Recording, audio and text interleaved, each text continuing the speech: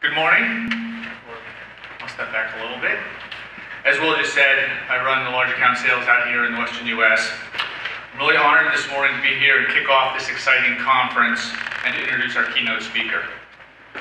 Those of you who are from the San Francisco Bay Area will know him, but for those of you who have traveled from around the country, let me tell you a bit about our Lieutenant Governor, Gavin Newsom. At 34, he was the youngest person elected to the mayor of San Francisco in more than a century. As a member of the San Francisco Board of Supervisors, then as mayor of San Francisco, and now as Lieutenant Governor of California, Newsom has been a political visionary on the issues of equality, the environment, homelessness, and healthcare. Policies he has initiated and implemented have been duplicated in cities around the nation. While mayor of San Francisco, his focus on building a strong economy led to making the city center a biotech and clean the city a center for biotech and clean technology while attracting and keeping key startups. Under his leadership, one of the city's most troubled neighborhoods was transformed into a life sciences, digital media, and clean technology center. This area now houses the University of California San Francisco Research Center, as well as the California Institute for Regenerative Medicine. Prior to entering politics, Mr. Newsom was a small business owner who grew one small wine shop, Plump Jack, into a thriving enterprise of 15 businesses, including wineries, restaurants, and hotels, and to which I recently contributed several cases worth. So I highly recommend it. But it's his vision of the power of technology and how it can transform our society that inspired our invitation for him to join us as the keynote speaker. Many of us are facing this challenge every day, figuring out how to best use technology to improve and shape our organizations. Gavin Newsom's book, Citizenville, represents his vision of how the use of technology and new digital tools can dissolve political gridlock and will transform American democracy. And as we've all recently seen, they could use some help. Just as social networking and smartphones have changed the way we run our organizations and all of yours, and communicate with one another, these technologies are also changing our relationship with the government.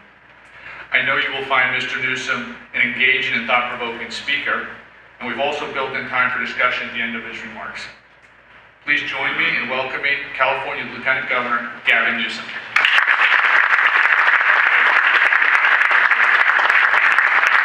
No pressure there, David. Thank you very much. And welcome back to the Bay Area. And all of you, welcome to this wacky, wonderful place. 800,000 people call home. A city that's probably best been described as a city of dreamers, of doers, of entrepreneurs, of innovators. A city like our state of California that has long prided itself on being on the leading and cutting edge of new ideas. For those of you, though, particularly familiar with it, you probably will subscribe to a better descriptor of this city. And that's the wonderful saw that came from a well-known San Franciscan who said, San Francisco's, at the end of the day, just 49 square miles surrounded by reality, which is a wonderful way to describe this wacky and wonderful place. I did have the privilege of a lifetime to be mayor here for a couple terms and to get deep, knee-deep into some of the big challenges and questions that you're faced with every single day as it relates to governing a large enterprise and managing a bureaucracy that included upwards of 30,000 people. San Francisco is not just a city, it's also the only city-county government in the state of California. And of course now representing as Lieutenant Governor, as Chair of the Economic Development Commission, a state, 37, 38 million people, now having a different perspective, a broader one. But I thought I'd just take the time to step back, and in this case, give you my broad overview of some trend lines that hopefully will create a context to the more prescriptive and granular conversations you'll have today.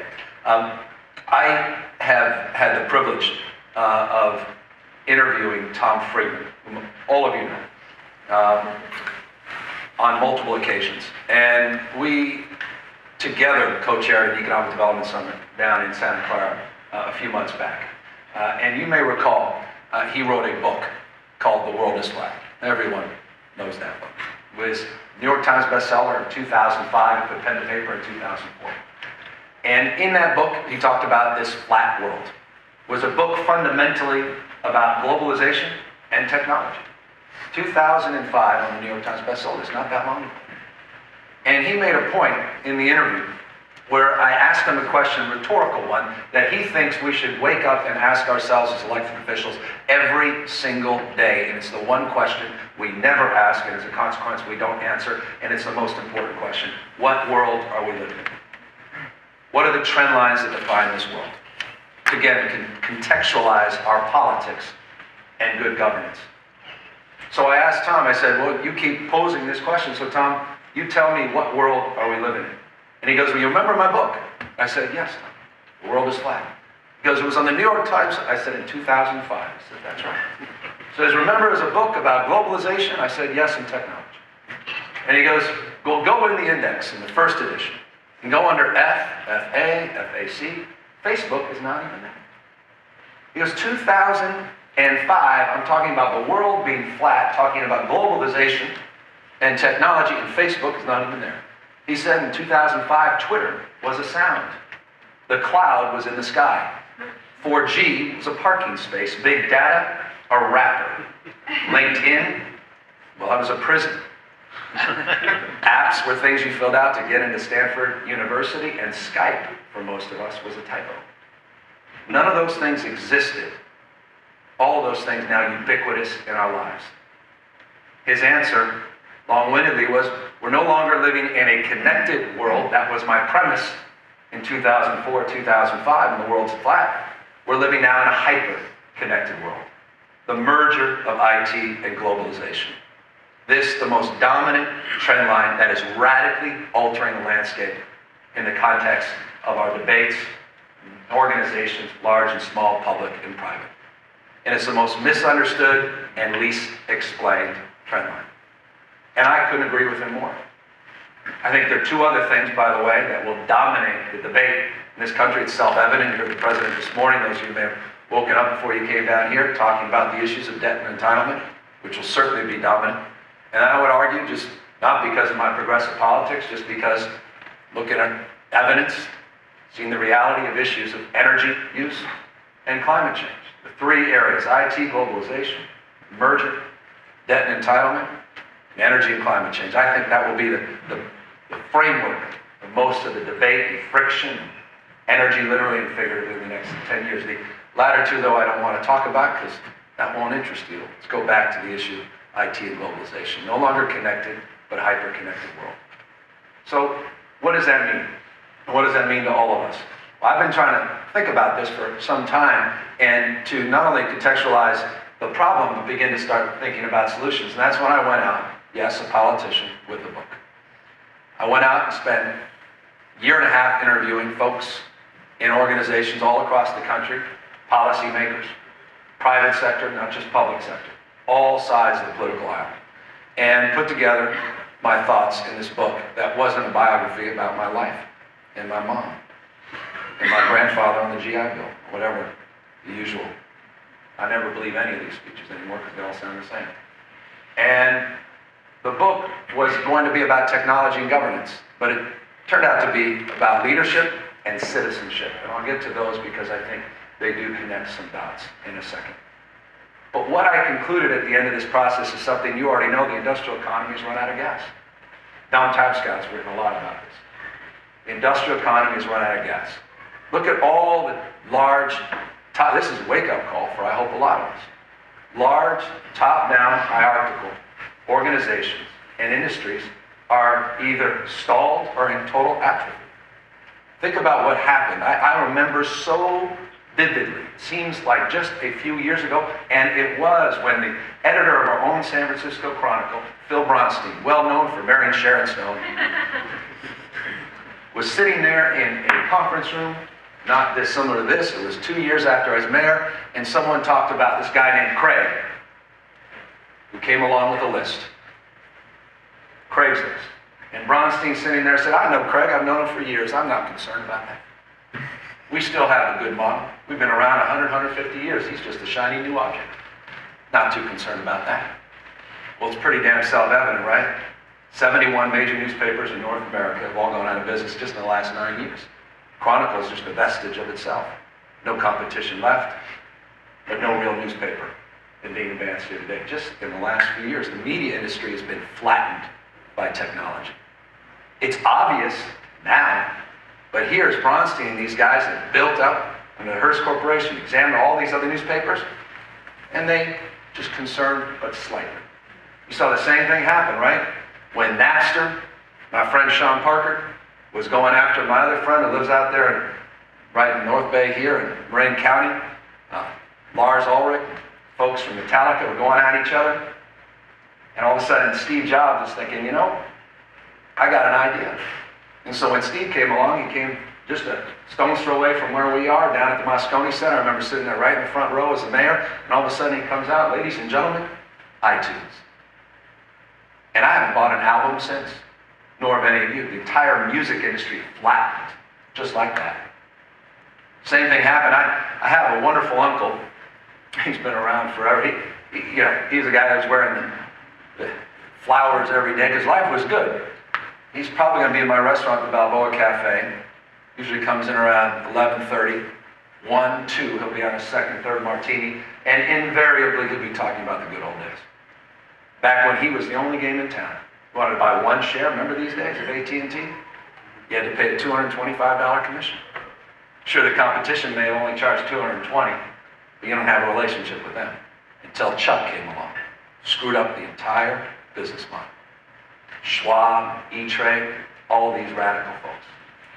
Industry radically altered. You're seeing the same thing, right? How many big lipstick-looking, strange mustache-looking cars are running around now? With Lyft, new platforms like Uber, taking on the entrenched old industrial top-down monopoly called the taxi industry. Radically altering. Uber didn't exist but a couple of years ago. You folks had an app for that. What the hell are you doing? Something called Uber. Now the share economy taking shape. Why the hell do you buy anything when you can simply access it, the cloud? The industrial economy has run out of gas. You see the contours of these change in every industry. I make the case, this is the case I make in the books, the case I make every day, that, well, government that is prideful of the fact it's on the leading cutting edge of 1973 is on a collision course with the future. We're no longer relevant to the world we're living in. Things are radically being re-altered and realigned in real time in a hyper-connected world. And we ain't seen nothing yet. You know this. It's all mobile. It's all local. It's all social. It's all cloud. It's all crowd, not just the wisdom of the crowd, but now we're crowdfunding with CrowdTilt and Indiegogo and Kickstarter, all of the above. And moreover, you all know this. It's the convergence of these technologies that's going to truly make the last 4 or 5 years pale in comparison. With synthetic biology and genomics, artificial intelligence and sensors and robotics, cost dropping significantly. And as a winemaker, this is amazing. We have a brand new winery called Odette. By the way, Robert Parker this week in Forbes called it the next big thing in California. I just had to throw that out. Odette, there's 2 T's. But the brand new bottle we just designed for it, we printed it out. Couldn't make that up. We printed out the bottle. We are going to design a bottle that has never been designed in the history of Napa Valley because we can print the damn thing. I thought that was a big deal until I started reading they're printing body parts and organs around the world. Hell, Autodesk, just right down the block, leader in additive manufacturing and 3D printing. Carl Bass. He went down and printed out my face.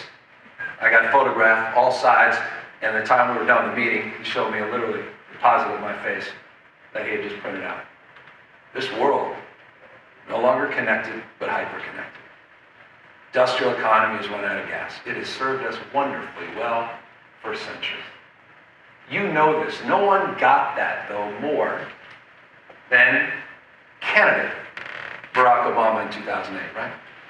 See, he started to see those contours and decided to take advantage of them by engaging with a new platform thinking, not machine thinking, platform thinking with a platform called MyBarackObama.com. Even the conservatives in this room, you had to admire that campaign.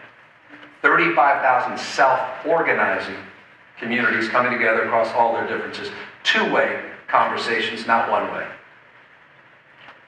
He understood it, the industrial mindset, the machine assembly line thinking, mass distribution from one to many, not customized, not personalized.